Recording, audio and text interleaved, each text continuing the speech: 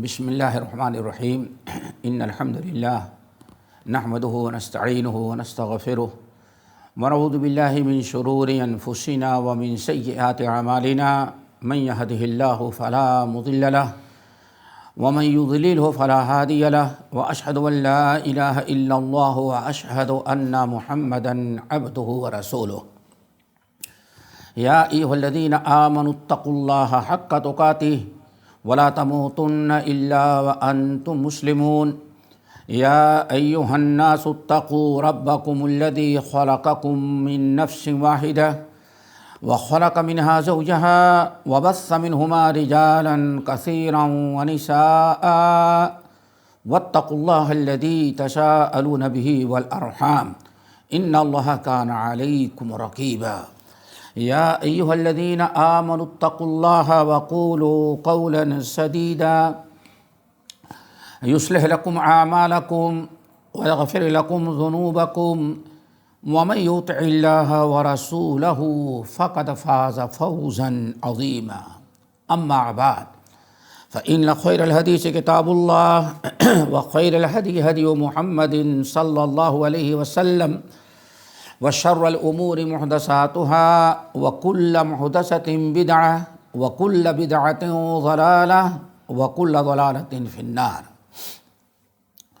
فاعوذ باللہ السمیع العلیم من الشیطان الرجیم بسم اللہ الرحمن الرحیم قل للمؤمنین یغضوا من ابصارهم ویحفظوا فروجهم ذلک ازکی لهم ان اللہ خبیر بما یصنعون وقل للمؤمنات یغضضن من ابصارهن ویحفظن فروجهن ولا یبدین زینتهن إلا ما ظهر منها وليضربن بخمرهن على جيوبهن ولا يبدين زينتهن إلا لبعولتهن إلى آخر الآية۔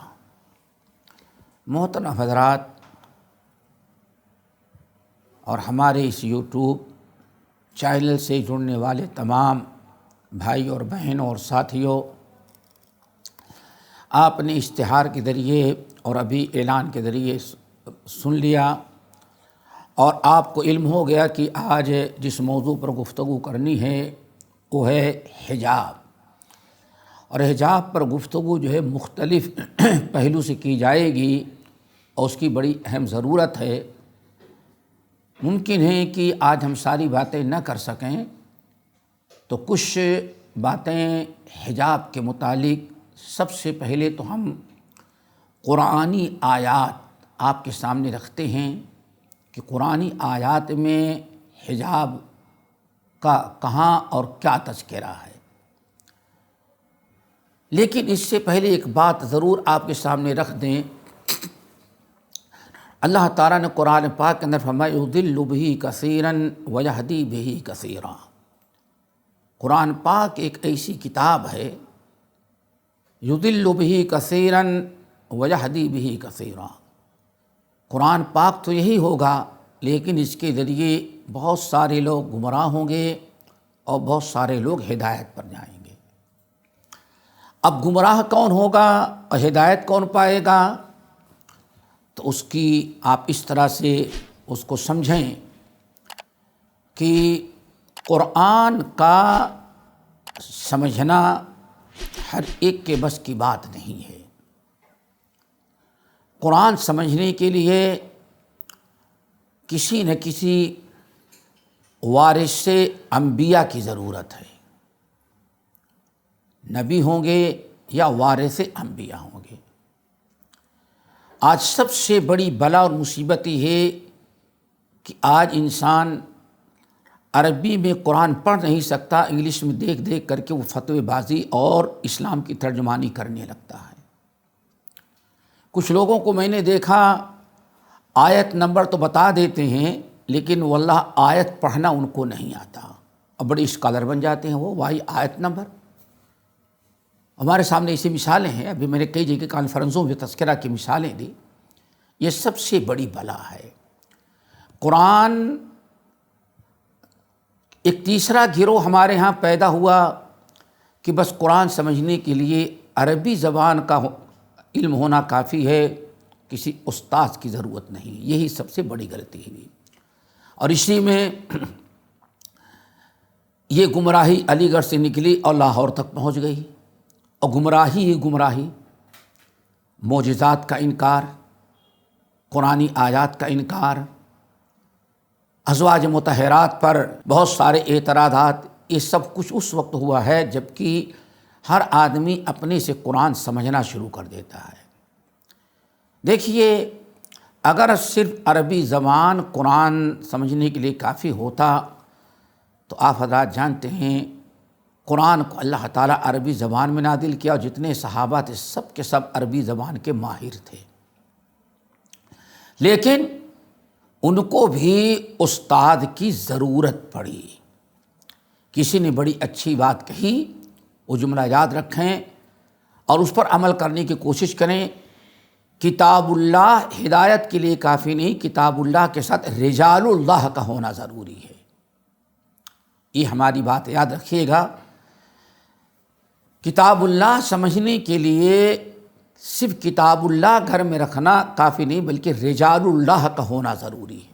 صرف قرآن ہو، آپ کا استاد کوئی نہ ہو، رجال اللہ نہ ہو، آپ بھٹک جائیں گے قرآن سے، اور آج تک بھٹکتے رہے ہیں لوگ۔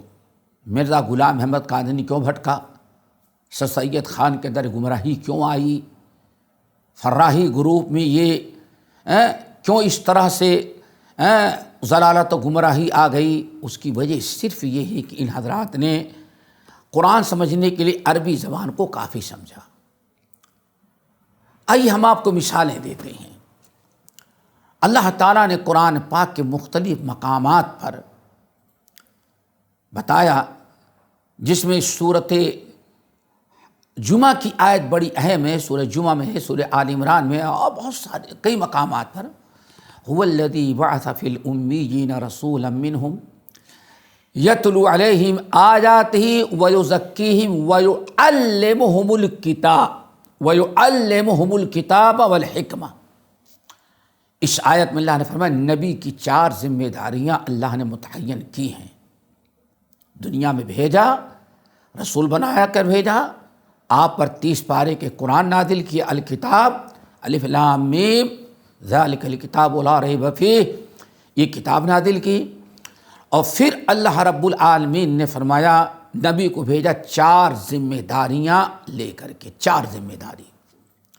نمبر 1، یتلو علیہم آیاتہ، ہمارے نبی اللہ کی آیات پڑھ کر کے لوگوں کو سنائیں گے، قرآن مجید کی آیات پڑھ کر کے سنائیں گے۔ نمبر 2، وَيُزَكِّيهِمْ، اور ہمارے نبی ان کا تزکیہ کریں گے۔ نمبر 3، وَيُعَلِّمُهُمُ الْكِتَابَ، ہمارے نبی ان کو جو ہے کتاب کی تعلیم دیں گے۔ کتاب سے قرآن سکھائیں گے، قرآن کی تعلیم دیں گے۔ اگر ہر آدمی اپنے ہی سے قرآن سمجھ لیتا تو نبی کے آنے کی ضرورت ہی نہیں تھی، لیکن کتاب اللہ کے ساتھ نبی اللہ، رسول اللہ، ان کے نائب رجال اللہ کی ضرورت تھی۔ وَيُعَلِّمُهُمُ الْكِتَابَ، اور نبی ان عربوں کو، امیوں کو کتاب کی تعلیم دیں گے، کتاب میں کیا لکھا ہے، اس آیت کا کیا مطلب ہے، کیا معنی ہے، اس کی بھی تعلیم دیں گے۔ والحکمہ، اور حکمت کی تعلیم دیں گے۔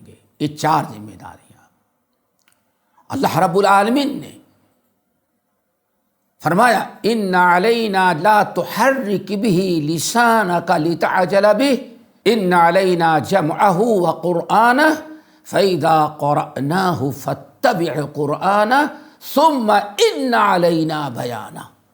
دیکھو قرآنی آیات نبی صلی اللہ علیہ وسلم جلدی جلدی پڑھتے تاکہ یاد ہو جائے، کوئی حرف قرآن کا چھوٹ نہ جائے۔ اللہ نے فرمایا لا تحرک بہ لسانک، نبی آپ اپنی زبان تیز چلا کر کے قرآن یاد کرنے کی فکر نہ کریں، ایسے آپ نہ کریں۔ اطمینان سے رکھے، ان علینا جمعہ و قرآن، آپ کے سینے میں اس قرآن کو محفوظ رکھنا ہمارا کام ہے، و قرآن، اور اس کا پڑھانا بھی ہمارے ذمے ہے۔ ہم آپ پر قرآن نازل کریں گے، آپ کو یاد کرائیں گے، محفوظ رکھیں گے، ثم ان علینا بیانہ، پھر اس قرآن کی تفصیل بھی اور اس کی آیات کا معنی مفہوم بھی ہم ہی آپ کی زبان سے بیان کریں گے۔ وما ینطق عن الہوی ان ہوا الا وحی یوحی۔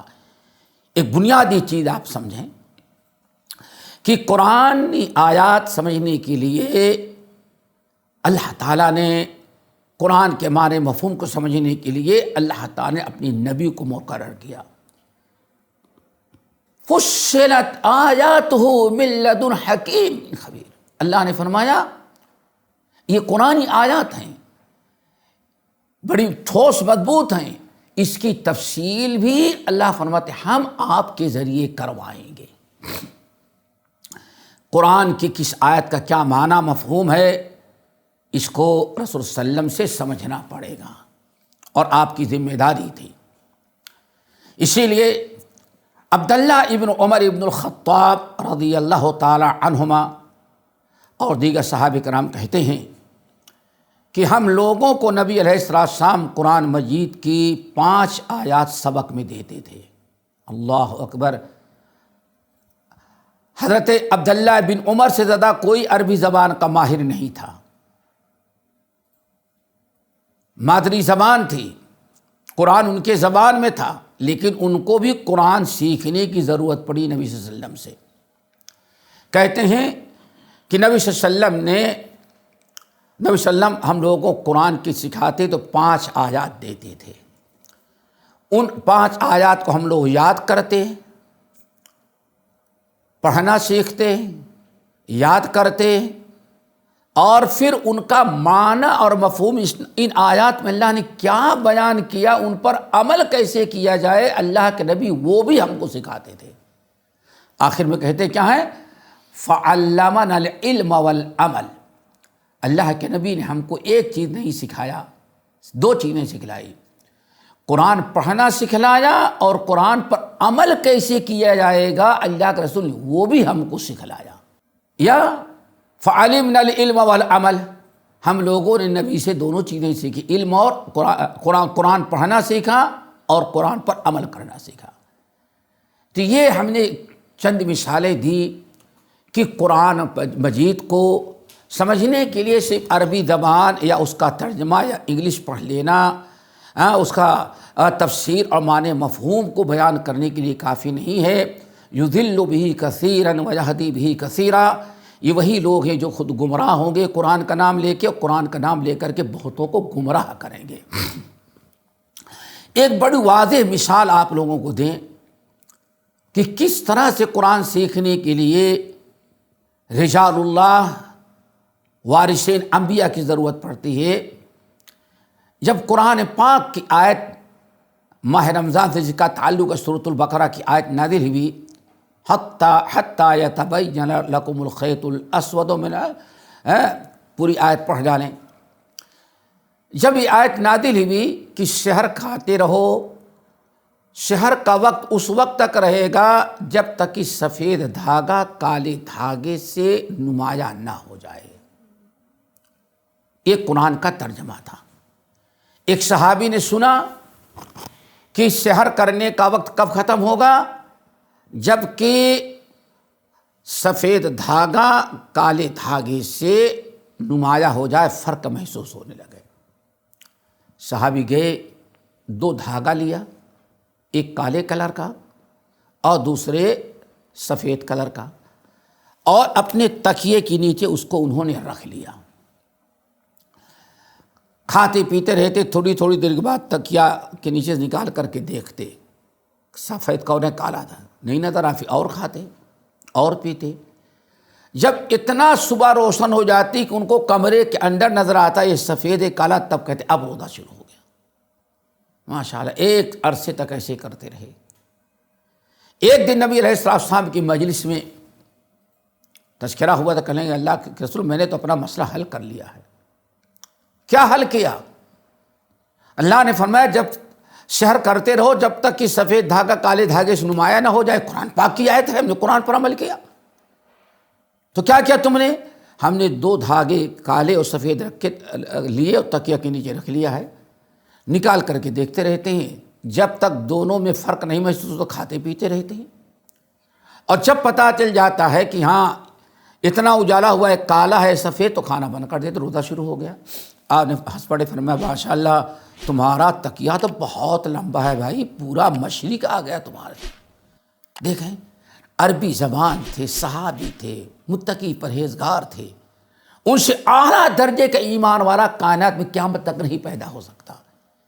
لیکن قرآن کی اس آیت کا معنی اپنے سے سمجھا تو بالکل غلط سمجھا۔ اللہ کے رسول نے ہنس پڑے، فرمایا اللہ کے بندے یہاں سے یہ دھاگا نہیں، مشرق کی طرف صبح سفید دھاری اور کالی دھاری مشہور ہے۔ دیکھیں دوستو، جب عربی زبان کے ماہرین ان کی زبان میں قرآن نازل ہوا، وہ قرآن سمجھنے کے لیے نبی کی ضرورت محسوس کرتے ہیں، استاد کی ضرورت ہے، تو آج علماء سے دوری اختیار کر کے اس طرح سے قرآن اپنے سے سمجھے۔ میں نے ٹرانسلیشن ہم نے کہا واللہ نام نہیں لیتا، بڑے محبوب ہیں آپ لوگوں کے،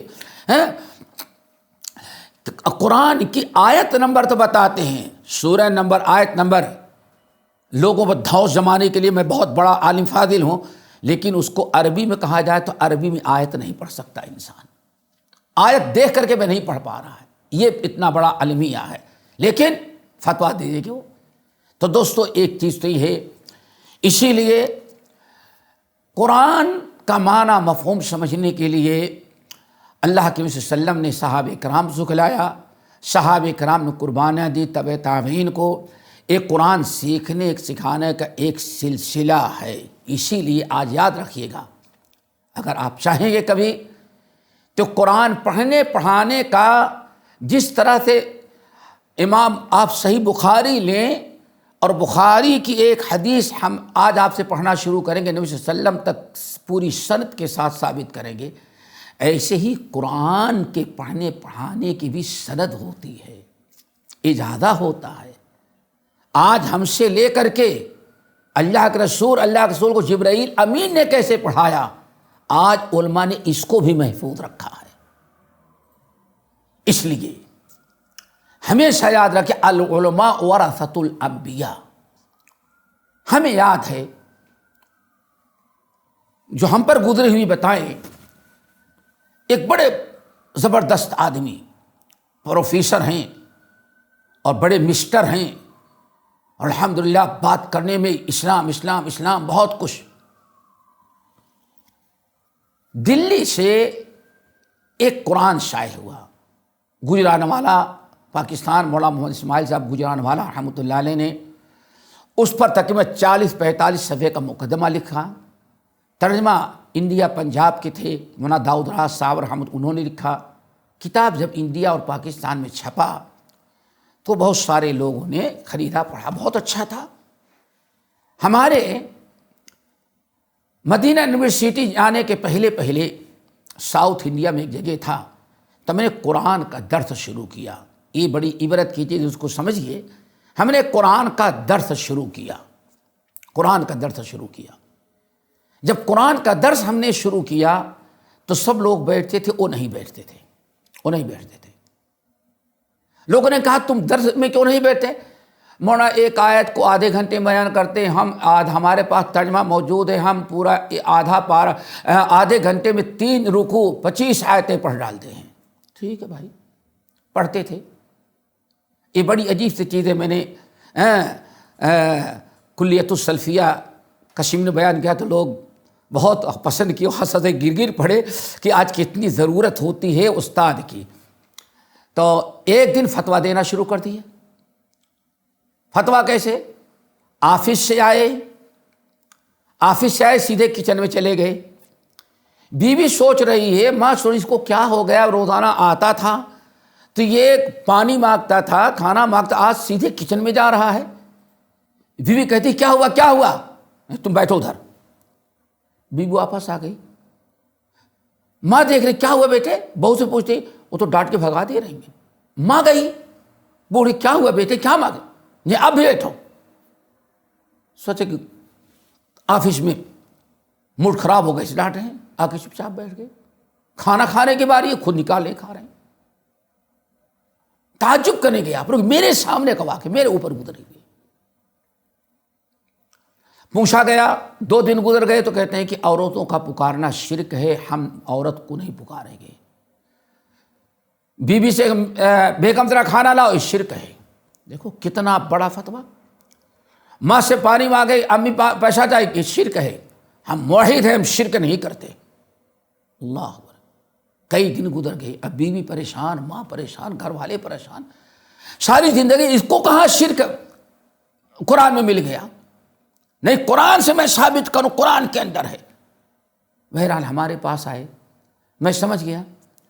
سورۃ النساء کی ہے، ان یدعون من دونہ الا اناسا وان یدعون الا شیطانا مریدا. قرآن میں ہے کہ مکے کے لوگ دیویاں، یعنی کچھ ان کے معبود مرد تھے اور کچھ عورتیں تھیں. تو اللہ نے فرمایا بیوقوفوں کو ذرا، ان یدعون من دون اللہ، اللہ تعالیٰ کو چھوڑ کر کے ان دیویوں کو عورتوں کو پکارتے ہیں. اب وہ مکے والی آیت لا کر کے اپنے گھر میں بیوی کو پکارنا، ماں کو پکارنا شرک ہے. جب اس طرح سے پھنسی گاڑی آئے سمجھائے تب ان کو ذرا ہوش آیا. یہاں کی بات بتائیں، خان صاحب ایک تو فوج میں کام کرتے تھے. مسلح مسجد کا واقعہ ہے. سارے لوگ قرآن کے درس میں بیٹھتے لیکن وہ خان صاحب نہیں بیٹھتے تھے. اب قرآن کا ترجمہ بھی سب لوگ ترجمہ پڑھتے، وہ نہیں پڑھتا تھا. ہم سے اٹھ کے چلا جائے. مولانا اشرف علی تھانوی والا قرآن لیا، کہتے بھائی ہم روزانہ آدھا پارہ ترجمہ پڑھ لیتے ہیں. چلو بھائی، نہیں اس کی مرضی. اب کچھ دنوں کے بعد فتویٰ دینا شروع کیا، مردوں کو دفنانا حلال نہیں ہے، مردوں کو جلانا چاہیے. لوگوں نے کہا کیا ہوا؟ کہا قرآن میں لکھا ہوا ہے کہ مردوں کو جلانا چاہیے اور مسلمان دفناتا ہے.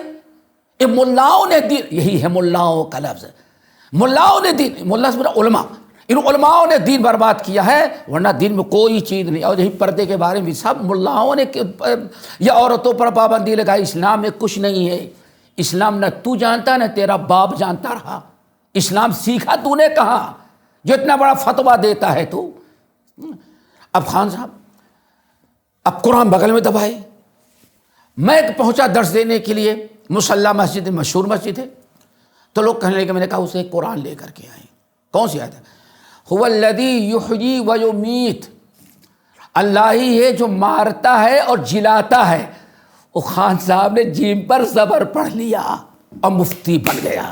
یہ ہے جہالت. جہالت یہ پردے کے مخالفین اس سے بڑے بھی الو ہیں. اب قرآن میں ہے، اب وہ جیم پر زیر کے بجائے زبر پڑھ لے، جلاتا ہے.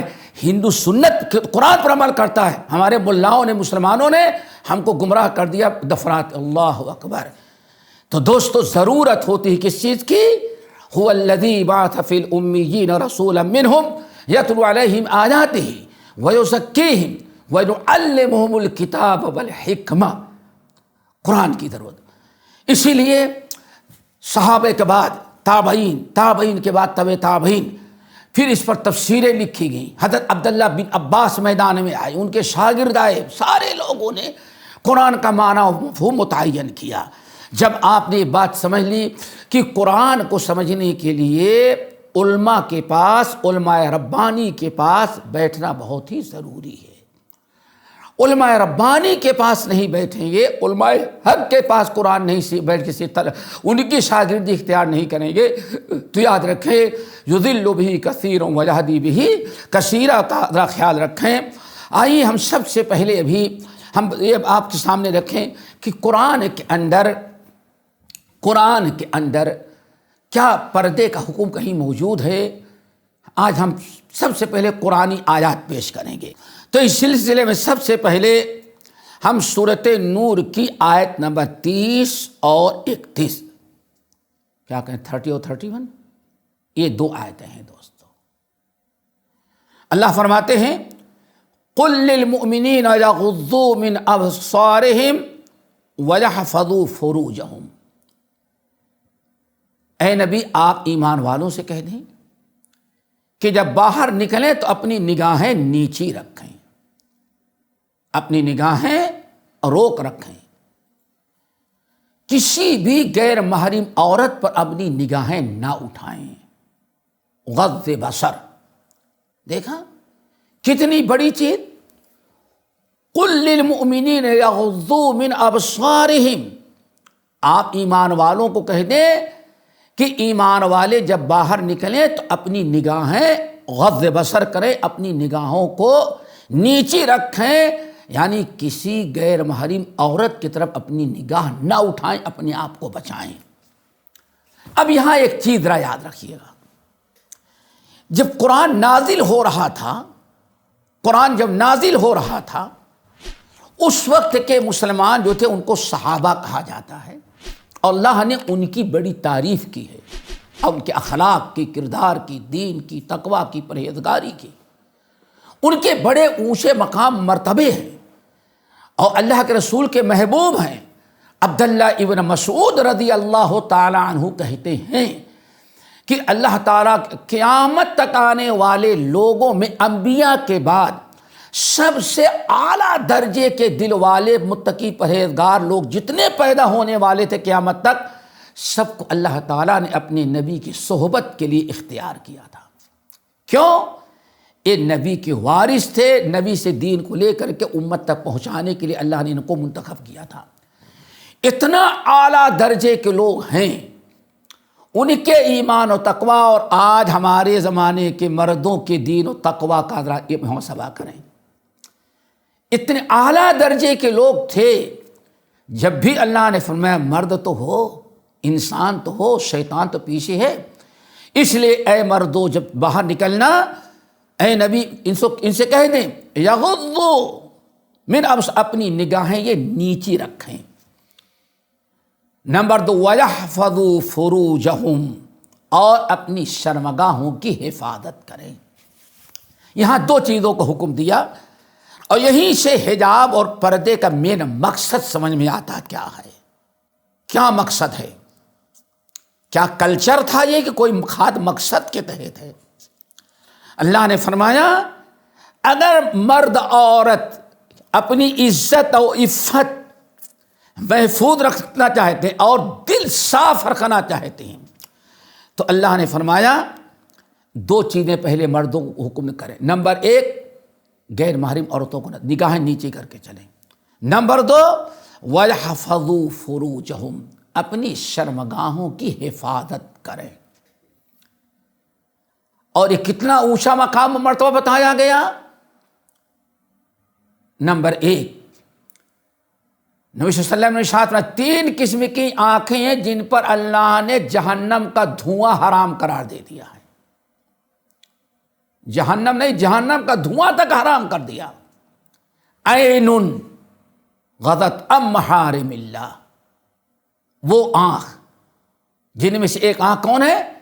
غضت عن محارم اللہ، اللہ کی حرام کردہ چیزیں سامنے آتی ہیں تو نگاہیں نیچی کر لیتا، دیکھتا نہیں۔ اللہ ہم سب کو توفیق دے، نگاہ نیچی کر لیا۔ نمبر 2 وعین بکت من خشیت اللہ، وہ آنکھ جو اپنے گناہوں کو، کوتاہیوں کو یاد کرتا ہے، عذاب قبر، عذاب نار کا تصور کرتا ہے، اور ہمارے خوف اور خشیت سے اس کی آنکھ میں آنسو آ جاتے ہیں۔ بہت بڑی نیکی اللہ سے دعا کرو ہم سب کو نصیب ہو جائے۔ نمبر 3 وعین حرست فی سبیل اللہ، وہ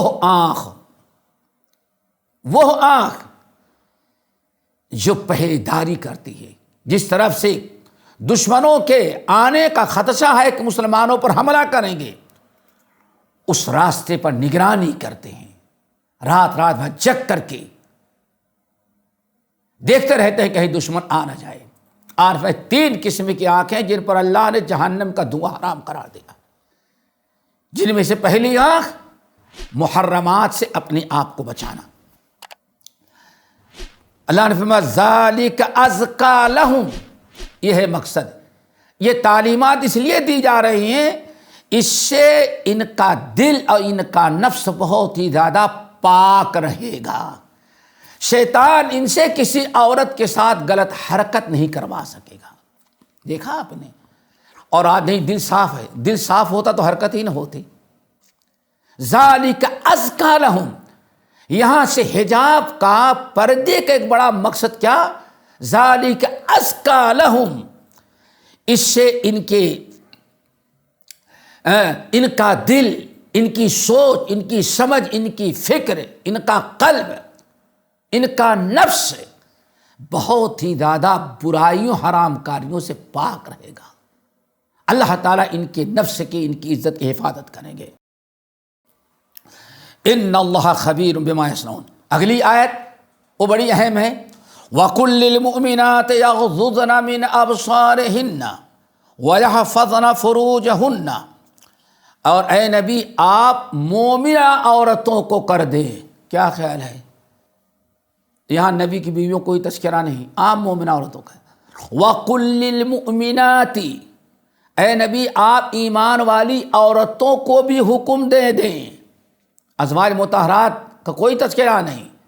وَقُلْ لِلْمُؤْمِنِينَ، پہلی آیت میں مومنوں کا تذکرہ، وَقُلْ لِلْمُؤْمِنَاتِ 31 آیت میں عورتوں کا تذکرہ، اور آپ ایمان والی عورتوں کو بھی حکم دے دیں۔ قل امر کا صیغہ ہے، حکم ہو رہا ہے، فوراً ایمان والی عورتوں کو بتا دیں کیا؟ یغضضن من ابصارہن، یہ بھی چلیں تو اپنی نگاہیں نیچی کر کے چلیں، یہ بھی ادھر ادھر دیکھتی ہوئی نہ چلیں۔ یغضضن من ابصارہن، اپنی نگاہیں نیچی کر کے چلیں۔ کیوں؟ کس لیے بھائی؟ عربی شاعر کہتا ہے حرام کاری کی ابتدا نگاہ سے ہوتی ہے، پوری برائی کی بنیاد اور ابتدا آنکھ سے ہوتی ہے۔ میرے بھائی، چور سے اپنے آپ کو بچانا ہے تو پہلا گیٹ بھی بند کر دیتے ہیں، دوسرا بھی بند کرتے ہیں، تیسرا بھی بند کرتے ہیں، اپنے گھر کے کنارے باؤنڈری گھیرتے ہیں، پتہ نہیں کیا کیا اس پر کانٹے لگاتے ہیں، جالیاں لگاتے ہیں، شیشہ پروتے ہیں، تاکہ محفوظ یہ ساری تعلیمات زنا اور حرام کاری، عفت اور عصمت، دری کے حفاظت کے اللہ نے اقدامات بتائے ہیں۔ وَقُلْ لِلْمُؤْمِنَاتِ يَغْضُضْنَ مِنْ أَبْصَارِهِنَّ وَيَحْفَظْنَ فُرُوجَهُنَّ، اے نبی ایمان والی عورتوں کو بھی کہہ دیں اپنی نگاہیں نیچی رکھیں، اپنے شرمگاہوں کی حفاظت کریں۔ حفاظت کرنا کیا ہے؟ حفاظت، میں نے ایک مثال دیا، حفاظت کیا ہے دوستو؟ کسی چیز کی حفاظت کے لیے کچھ اقدامات اٹھائے جاتے ہیں، باؤنڈری گھیری جاتی ہے۔ آپ اپنا کپڑا لانڈری میں بھیجتے ہیں استری کرنے کے لیے، پریس کر کے آتا ہے تو دیکھتے گرد و غبار نہ آ جائے، اس کے اوپر اس کی حفاظت کرنی ہے تو اوپر سے لانڈری والا کور چڑھا کے دیتا۔ یہ اللہ نے فرمایا یہ ساری ہدایات پردے کی نگاہ نیچی رکھنے کا جو دیا جا رہا ہے، یہ اس لیے دیا جا رہا ہے کہ تاکہ تمہاری عزت اور عفت محفوظ رہے۔ وَيَحْفَظْنَ فُرُوجَهُنَّ، اپنی عزت کو اور عفت کو، اپنی شرمگاہوں کو محفوظ رکھیں، حفاظت رکھیں، کریں۔ اب یہاں آگے ذرا دیکھیں، حجاب کی بات آتی ہے دوستو۔ پہلی آیت میں دیکھیں مردوں والی جو آیت تھی، قُلْ لِلْمُؤْمِنِينَ يَغُضُّوا مِنْ أَبْصَارِهِمْ وَيَحْفَظُوا فُرُوجَهُمْ ذَلِكَ أَزْكَىٰ لَهُمْ ذَلِكَ أَزْكَىٰ لَهُمْ إِنَّ اللَّهَ خَبِيرٌ بِمَا يَصْنَعُونَ۔ وہاں حجاب کا کوئی تذکرہ، صرف نگاہ نیچی رکھنے کا حکم ہے۔ لیکن جب اللہ تعالیٰ نے عورتوں کا حکم دیا، وَقُلْ لِلْمُؤْمِنَاتِ یغضضن من ابصارہن ویحفظن فروجہن، اور اے نبی آپ حکم دیں ایمان والی عورتوں کو کہ یہ بھی نگاہیں نیچی رکھیں، اپنی شرمگاہوں کی حفاظت کریں، تو اللہ نے اسی پر بس نہیں کیا، عورتوں والی آیت میں آگے فرمایا وَلَا يُبْدِينَ زِينَتَهُنَّ وَلَا يُبْدِينَ زِينَتَهُنَّ الا ما ظہر منہا، اللہ اکبر، ولا یبدین زینتہن الا ما ظہر منہا، اور انہیں چاہیے کہ اپنی زینتوں کو ظاہر نہ کرے۔ اب سوال ہی ہے دوستو، ذرا بتائیے،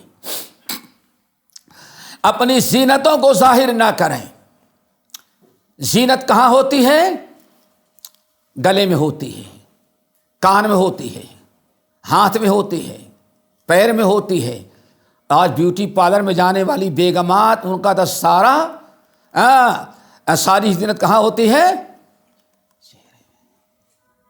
اپنی زینت کسی مرد کے لیے ظاہر نہ کریں۔ آگے آیت آ رہی ہے، ہاں صرف اپنے محرم کے لیے، جن سے نکاح حرام ہے، ان کے سامنے زینت ظاہر کر سکتی ہیں۔ اب سوال ہے کہ زینت چھپانے کو حکم آیا کہ نہیں آیا؟ دوستو ایمانداری سے بتاؤ، اور ایمان والی عورتوں، وَلَا يُبْدِينَ زِينَتَهُنَّ، عورتوں کو چاہیے کہ نگاہیں نیچی رکھیں، شرمگاہوں کی حفاظت کریں، یہ ان کے لیے بہت ہی بہتر ہے، اور اپنی زینت کا اظہار نہ کریں۔ اور زینت عام ہے، لباس کی زینت، زیورات کی زینت، کان کی زینت، اور میں نے کہا کہ زینت کے لیے بیوٹی پارلر کھلے ہی ہیں۔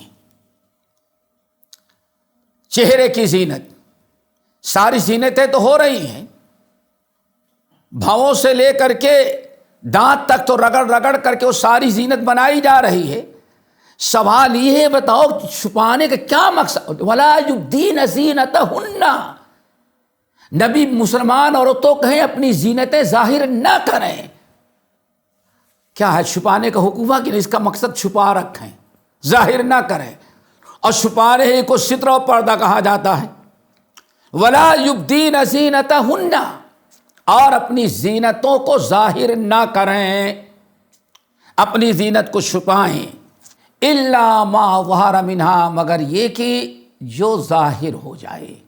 ہم نے جو ترجمہ کیا اس پر ذرا غور کریں دوستو، تاکہ سرفروں کو سمجھا سکیں، الٹی دماغ کھوپڑی رکھنے والے۔ اور یہ سب ہوتا ہے، رزق حرام ہوتا ہے اسی لیے سب کچھ ہوتا ہے، رزق حلال ہوتا تو اتنی بدماشیاں نہ ہوتی، سمجھ گئے؟ رزق حرام نہیں۔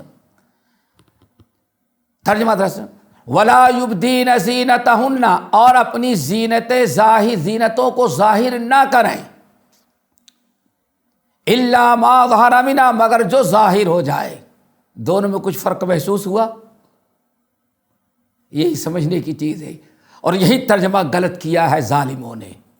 ایک ہے دوستو ظاہر کرنا، زینت کو ظاہر کرنے سے اللہ نے منع کیا، اور ایک ہے ظاہر ہو جانا، یعنی ظاہر نہیں کرنا چاہتا لیکن ظاہر ہو گیا تو اللہ تعالیٰ اس پر اللہ نہیں پکڑ کرے گا۔ کیا ہے اس کی ایک شکل؟ یہ ہے کہ عورت نے ساری زینت تو چھپائی، ساری زینت چھپائی، لیکن ممکن ہے چلنے میں کہیں کپڑا ادھر ادھر ہو گیا، کوئی زینت ظاہر ہو گئی۔ ظاہر نہیں کیا بلکہ خود بخود ظاہر۔ ایک ہے ظاہر کرنا، اس کے لیے آتا ہے اظہار، اور ایک ہے ظاہر ہونا، اس کے معنی آتا ہے ظہر۔ وَلَا يُبْدِينَ زِينَتَهُنَّ إِلَّا مَا ظَهَرَ مِنْهَا، جو خود بخود ظاہر ہو جائے۔ ایک عورت چلی جا رہی ہے، الحمدللہ گود میں بچہ ہے، بارہا دیکھا ہوگا آپ نے، کبھی بچہ ضد کیا تو ماں کے نقاب اٹھا کر کے کھینچ لیا، کھل گئی بیچاری کے۔ 100% نقاب پوش عورت چلی جا رہی ہے بیچاری، شوہر چلا رہا ہے ٹو ویلر اور پیچھے تو بیٹھی ہوئی، اس بیچاری کے نقاب ہی اس کے اندر پھنس گیا، پیچھے ویل کے اندر۔ اب منٹوں بھر میں سارا، اللہ اکبر۔ ایک ہے ظاہر ہو جانا، اللہ فرماتے ہیں تم نے چھپانے کی کوشش کی لیکن اپنے سے کوئی چیز ظاہر ہو گئی کبھی تو اللہ تعالیٰ کے ہاں اس پر کوئی مواخذہ نہیں ہے۔ عورت زینت سے چھپاتی ہے لیکن کبھی ہوا چل گئی، ہوا میں کچھ اڑ گیا، کوئی زینت نظر آ گئی، اللہ نے فرمایا اس میں کوئی متقع، کوئی حرج عورت پر نہیں۔ کیوں؟ زینت ظاہر کرنے کا اس نے ارادہ نہیں کیا، خود بخود یہ ہے الا ما ظہر منہا۔ آگے اللہ نے فرمایا وَلْيَضْرِبْنَ بِخُمُرِهِنَّ عَلَىٰ جُيُوبِهِنَّ، اور چاہیے کہ اپنے دوپٹے کو سر سے لیں تو اپنے گلوں کے اندر اس طرح سے گھما لیں. اللہ اکبر. کیوں میرے بھائی؟ ابو لہب اور ابو جہل کی بیوی دوپٹہ اڑتی تھیں، یہ بھی یاد رکھیے گا، دوپٹہ اڑتی تھیں. کلچر نہیں تھا، کلچر ان کا یہ تھا ظالموں کا. اس دنیا کا سب سے بڑا جاہل احمق انسان جو کہ ایک پردہ کلچر تھا. کلچر تو دوسری چیز نہیں تھی، کلچر کی تو مخالفت کیا حجاب نے. ابو جہل ابو لہب کی بیویاں دوپٹہ اوڑھتی تھیں اور اس کو ایسے چھوڑ دیتی تھیں، یہ لٹک جاتا تھا. اس سے فائدہ کیا ہوتا؟ گلے کے زیورات نظر آتے، کان کی بالیاں اور کبھی ایسے کر لیا اور دکھانے کا شوق ہے تاکہ پتہ جائے کتنا قیمتی ہم نے کان کی بالیاں پہنی ہیں. یہ سب چل رہا تھا. اللہ تعالیٰ نے آیت نازل کی، ایمان والی عورتوں کو چاہیے وَلْيَضْرِبْنَ بِخُمُرِهِنَّ عَلَىٰ جُوجُوبِهِنَّ، اس کو غریبہ کہتے ہیں. مسلمان عورتوں کو چاہیے کہ دوپٹہ اوڑھیں تو اسے لٹکا نہ دے، بلکہ اس کو اس طرح سے موڑ لیں تاکہ گلے کا زینت، اور خصوصاً نعوذ باللہ من ذالک، آج جانتے ہیں کزن کھولا جاتا ہے، دوپٹہ تو رہ گیا اور اتنا زیادہ یہ کھلا ہوا رہتا ہے کہ انسان شریف آدمی تو جھکا لے گا. یہ ہے حجاب کی مخالفت کرنے والوں کا انجام. ستر بھی چھپانا مشکل ہو گیا. یہ وہی لوگ ہیں، انہی کی بیویاں ہیں، انہی کی تعلیمات ہیں جنہوں نے کہا حجاب نہیں ہے. حجاب نہیں، کم سے کم ستر چھپانا تو ہے. تو نتیجہ یہ نکلا کہ ان کی عورتیں یا اس خیال کی عورتیں نے ستر چھپانا بھی چھوڑ دی. یہ پورا کرو. انسان اللہ نے آدھا اس طرح سے وہ پھیل رہے تاکہ کان کی زینت بھی چھپ جائے اور گلے کا بھی، اور یہ سینہ اگر غریبہ چوڑا نعوذ باللہ ٹیلر نے کہیں غلطی سے ہو گیا ہے تو یہ پورا حصہ وہ چھپا رہے. إِلَّا لِبُعُولَتِهِنَّ، ہاں یہ ساری چیزیں ظاہر کریں اپنے شوہر کے لیے، اپنے باپ کے لیے، اپنے بیٹوں کے لیے، اپنے بھانجوں کے لیے، اپنے بھتیجوں کے لیے، اپنے ماموں کے لیے. اللہ اکبر. کہتے ہیں عورتوں قید کر دیا گیا. اتنے مردوں کے ساتھ تو درجنوں مرد ہیں جن کے سامنے عورت کو زینت ظاہر کرنے کی اجازت ہے. اب کہتے ہیں عورتوں کو قید کر دیا گیا. قید کر دیا گیا، تم جیسے منچلے شیطانوں کی نگاہوں سے ان کو قید کرنے کا حکم دیا گیا ہے. لیکن باپ ہے، ماں ہے، باپ ہے، چچا ہے، ماموں ہے، بھائی ہیں، بھتیجے ہیں، بھانجے ہیں، ان سب کے سامنے اللہ نے حکم دیا کہ اب کوئی تو نہیں کہ عورت بالکل یہاں بھی اپنے ساری زینت کو چھپا کر رکھے. یہ محرم لوگ ہیں، ان کے سامنے عورت کو اجازت دی گئی ہے. اس لیے کہتے ہیں کہ ہاں عورت کو قید کر دیا گیا. اتنے مردوں کے لیے ایک ایک زینت ظاہر کرے گی تو ہفتہ لگ جائے گا. اس کو قید نہیں کیا گیا، منچلوں سے بچایا گیا ہے اسلامی مسلمان عورتوں کو. بہرحال بات لمبی ہو جائے گی. یہاں بات سمجھ میں آ گئی دو چیزیں. ایک تو زینت چھپانے کا حکم دیا گیا، یہ بھی حجاب کی ایک شکل ہے، اور نگاہ نیچی رکھنے کا حکم دیا گیا. اور یہ ساری چیزیں اس لیے تاکہ حرام کاری اور برائی سے عورتیں اپنے آپ کو بچائیں. یہ تو ایک مقام ہے. دوسرا مقام اور آئیے، سورہ احزاب. حجاب کی آیات جو ہیں تقریباً قرآن پاک کی 2 سورتوں میں ہیں، سورۃ نور اور سورۃ احزاب. سورۃ احزاب کی کہا جاتا ہے سب سے پہلی آیت جو حجاب پر نازل کی گئی ہے، آپ ذرا اس کو سنیں. کہتے ہی آیت نمبر 53 ہے، سورہ احزاب آیت نمبر 53. یہ ہے پہلی آیت. اللہ رب العالمین نے فرمایا، اے ایمان والو لا تدخلوا بیوت النبی، نبی کے گھروں میں داخل نہیں ہو جب تک کہ نبی کی اجازت نہ مل جائے. جب تک نبی کی اجازت نہ ہو لوگ چلے آتے تھے، بیٹھ جاتے تھے. ابھی حجاب کی آیات نازل نہیں بھی تھی. اللہ تعالیٰ نے اسلامی احکام کو نافذ کرنے کے لیے تدریجی طور پر آہستہ آہستہ کیا تاکہ بوجھ نہ بن جائے۔ ارے بھائی اتنی پابندیاں، تربیت کے ساتھ اللہ نے کیا۔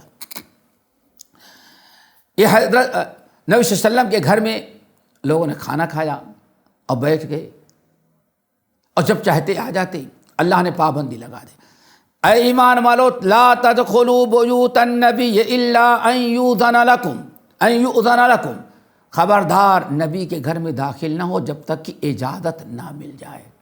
نبی کی اجازت مل جائے تو داخل ہو، کھانا کھاؤ، پھر گانا کھا کر کے بیٹھے نہ رہو، فوراً نکل جاؤ۔ یہ ساری تعلیمات دیتے ہوئے اللہ نے فرمایا، اب ذرا غور سے سنیں، اے ایمان والو وَإِذَا سَأَلْتُمُوهُنَّ مَتَاعًا فَاسْأَلُوهُنَّ مِنْ وَرَاءِ حِجَابٍ، اے ایمان والو جب کبھی تمہیں نبی کی بیویوں سے کچھ سوال کرنا ہو، پوچھنا ہو، تو من وراء حجاب، پردے کی آڑ میں ان سے سوال کرنا۔ اب یہاں پھر ایک چیز یاد رکھیے گا کہ یہاں خطاب اصل میں کس کو ہوا ہے؟ صحابہ کرام کو۔ وَإِذَا سَأَلْتُمُوهُنَّ، اللہ نے فرمایا اے ایمان والو جب تمہیں نبی صلی اللہ علیہ وسلم کی عورتوں سے کچھ سوال کرنا ہو، کچھ پوچھنا ہو، تو من وراء حجاب، سامنے آ کر کے نہیں پوچھنا، پردے کے آڑ میں پوچھنا۔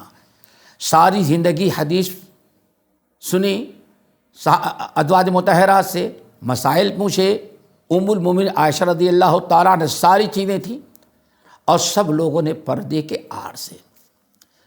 ایسا کیوں کرو؟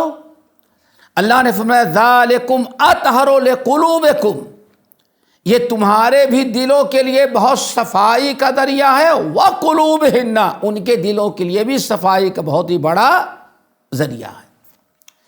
اب یہاں ایک چیز یاد رکھیں، ایک طرف تو ازواج مطہرات ہیں جن کی تعریف قرآن پاک کے مختلف مقامات پر موجود ہے۔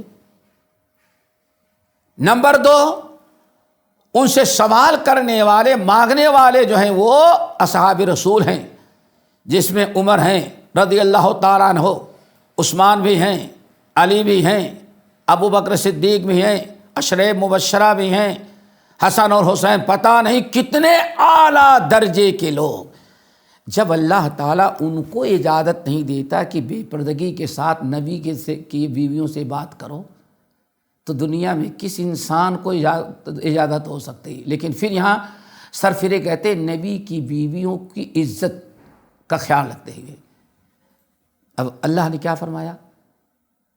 ایک چیز یاد رکھیے گا، کبھی شریعت میں اعلیٰ درجے کا تذکرہ کر کے ادنا درجے پر استدلال کیا جاتا ہے، اسلامی اصول، ایسے بہت سارے مثالیں ہیں۔ سوچنے کی چیز ہے کہ اگر صحابہ اور ازواج مطہرات کو سامنے کھڑے ہو کر کے بے پردگی کے ساتھ بات کرنے کی اجازت نہیں، جو اتنا اعلیٰ درجے کے مسلمان تھے، تو ہم جیسے ناکارہ مسلمانوں کے لیے اللہ کہاں اجازت دے سکتا ہے؟ کیوں؟ سورہ نور کی آیات دیکھ چکے ہیں، یہ احکام حجاب و پردے کے صرف ازواج مطہرات کے لیے بلکہ سب کے لیے ہیں۔ اور دلیل کیا ہے؟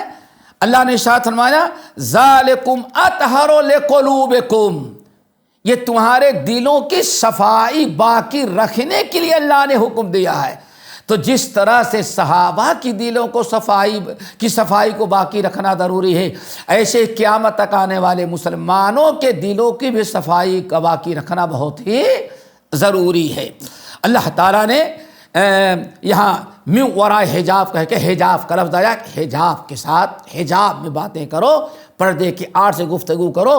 اس لیے ازواج مطہرات کے پاس کوئی حدیث سننے کے لیے آتا تھا تو حضرت عائشہ چادر گھیر دیتی تھی اور ادھر سارے لوگ بیٹھے رہتے اور اندر سے حدیثوں کا درس دیا کرتی تھی، جو پوچھنے کے لیے آتے بتایا کرتی تھی۔ کبھی آمنے سامنے ہو کر کس طرح سے نہیں باتیں ہوئی۔ تو یہ اس سلسلے کی ایک بڑی اہم آیات دو اور رہ گئی ہیں، انشاءاللہ جن کا تذکرہ ہم اگلی نشست میں کریں گے۔ اللہ تعالی ہم سب کو عمل کی توفیق نصیب فرمائے۔ یہ پھر اس کے بعد یہ جو اعتراضات ہیں انہی کے ساتھ اعتراضات کا جواب بھی ہم دینے کی کوشش کریں گے. اللہ تعالی ہم سب کو عمل کی توفیق دے اور دلوں کی صفائی عطا کرے. اقول قولی ھذا واستغفر اللہ من کل ذنب واتوب الیہ. السلام علیکم ورحمۃ اللہ وبرکاتہ. وعلیکم السلام ورحمۃ اللہ. جی میرا یہ کوشچن ہے کہ بعض اوقات ایسا ہوتا ہے کہ ہمارے معاشرے میں جب ہم پردہ کرتے ہیں تو وہ جیسے کچھ ریلیٹیوز وغیرہ ہوتے ہیں جو جن کی ایج کافی زیادہ ہوتی ہے یعنی وہ بڑے ہوتے ہیں تو وہ یہ کرتے ہیں کہ ہمارے یعنی ہم پردہ کر رہے ہوتے ہیں پراپر تو کیا وہ ہم نے آ کے جیسے بعض اوقات ہوتے ہیں کچھ مردوں کے وہ آ کے چھوتے ہیں یعنی بوسہ دینا اور وہ ہاتھ لگانا اور اس کو ٹچ کرتے ہیں. تو میرا اس حوالے سے کوشچن تھا کہ یہ جائز ہے کوئی غیر محرم جیسے ہمارے پاپا کے کچھ کلوز ریلیشن شپ ہوں گے ہمارے ہمارے پاپا کے چاچو ہوں گے یا ہمارے ریلیٹیوز ہوں گے لیکن وہ ہمارے نامحرم ہی ہوتے ہیں تو اس حوالے سے بتائیے گا. نامحرم ہے غیر محرم ہے غیر محرم سے بچنا چاہیے. وہ ہاتھ نہ لگائیں ویسے دعائیں دے دیں. السلام علیکم ورحمۃ اللہ وبرکاتہ. وعلیکم السلام ورحمۃ اللہ. جی شیخ جب ایک جوائنٹ فیملی میں اب ہم لوگ رہتے ہیں تو جیٹھ دیور سب ایک ساتھ ہم لوگ بھائی ایک ہی گھر میں رہتے ہیں. جب یعنی کہ بھائی کی عورتیں ہمارے یعنی کہ شوہر کے سامنے بے پردگی ان کے آتے ہیں یا ان سے ناجائز اگر تعلقات ایسا رکھنا چاہتے ہیں تو وہ دیکھ کے اگر ان سے ابھی الگ ہو جاتے ہیں ہم لوگ یا ان کے گھر پہ آگے جانے کا منع کرتے ہیں وہ لوگ جان بوجھ کے یعنی کہ ساتھ میں ملنا چاہتے ہیں تو ایسا ان کو وہاں جانے سے روکنا ہے ہم لوگوں تو کیا یہ قطع رحمی میں آتا ہے؟ ایک قطع رحمی نہیں ہے. اگر مفاسد کا ڈر ہے تو قطع رحمی نہیں ہے ضروری ہے روکنا. یہ قطع رحمی نہیں ہے. گناہ سے بچنے اور غلطی سے دور رہنے کا ذریعہ اجتناب ضروری ہے. جی جزاک اللہ شیخ یہ پوچھنا تھا. بارک اللہ. گناہ تو نہیں ہے نا تاکہ نہیں گناہ نہیں. روکیے آپ. ایک اسٹوڈنٹ کا سوال ہے کہ کیا حجاب کے نیچے ہم میک اپ وغیرہ کر سکتے ہیں؟ کوئی بات نہیں. اگر جائز حدود تک میک اپ ہے تو کر سکتے ہیں. حجاب کے اندر کوئی حرج نہیں ہے. بس حجاب میں میک اپ میں استعمال کرنے والی چیزیں حلال ہوں اور اس کے اندر منکرات نہ ہوں تو کوئی حرج نہیں. السلام علیکم ورحمۃ اللہ وبرکاتہ. وعلیکم السلام. جی مجھے سر سے جو ہے یہ بات کرنی ہے کہ ماشاء اللہ بارک اللہ فیکم انہوں نے بہت اچھا مختصر مگر بہت جامع بیان کیا کہ قرآن کی آیات مومنین کے لیے بہت کنفیوژن ہے لوگوں میں کہ مومنین میں ہم اگر مسلمان ہیں ایمان والے ہیں مومنین ہیں تو ہم اس کیٹیگری میں آنا چاہیں گے ہمیں ہونا چاہیے. تو لوگ سمجھتے ہیں کہ یہ انبیاء کے ساتھ ہی خاص ہے صحابہ کے ساتھ ہی ہے بے تو شک جنتی ہیں جنت کے وارث ہے تو ہمیں بھی جنت کے وارث بننا ہے ان کے جیسے اعمال اپنانے ہیں. سر ایک اور چیز ہے جو بہت زیادہ یہاں پر عام ہے جہاں پر ہم لوگ رہتے ہیں قبر پرستی بہت زیادہ ہے. تو میں چاہوں گی نیکسٹ ٹاپک کے حوالے سے ہے کہ جس طرح قرآن کی آیات ہے نا کہ اولیاء اللہ کو برا نہ کہو یہ تو اللہ کے ساتھ مطلب کہ جنگ کا وہ ہے اس طرح سے آیت ہے. تو اولیاء اللہ کو اس قدر لوگ اس طرح سر بیان کر رہے ہیں کہ نبی صلی اللہ علیہ وسلم کو بھی خدا مانے ہوئے ہیں نعوذ باللہ. اللہ اور کہہ رہے ہیں کہ اولیاء اللہ کی ہم پر اتنی کرامات ہیں کہ وہ ہمیں زندگی بھی دے سکتے ہیں موت بھی دے سکتے ہیں اللہ بھی دیتے ہیں. لوگ پتہ نہیں کیا کیا کرتے ہیں کہ دین بچانا مشکل ہوا ہے. صحابہ کہف کی جو ہے دعا بہت زیادہ جو ہے ویٹ کرنے کی ضرورت ہے کہ جس طرح سے وہ عبادت میں چلے گئے تھے تو ہمارا ایمان اس قدر ٹف ایمان پر چلنا ہوا ہے گھر سے باہر نکل کر سر. اللہ تو اکبر. اس حوالے سے لوگ پھر اگر انہیں ہم اولیاء اللہ کو مانتے ہیں ہم نماز میں صالحین کے لیے دعا کرتے ہیں سر کہ ہمیں ان کا ساتھ نصیب کرے اللہ تعالیٰ دنیا میں بھی اور آخرت میں بھی. مگر جب ہم لوگوں کو بتائیں کہ ہم ان سے نہیں مانگ سکتے تو لوگ ہم پر کافر سے بھی میں سمجھتی ہوں کہ کافر ہمیں اتنا برا نہیں سمجھتے جتنا مسلمان ہی مسلمانوں کو برا سمجھے تھے. انشاءاللہ حجاب کا ٹاپک ختم ہو جائے تو اس پر بھی آئیں گے انشاءاللہ.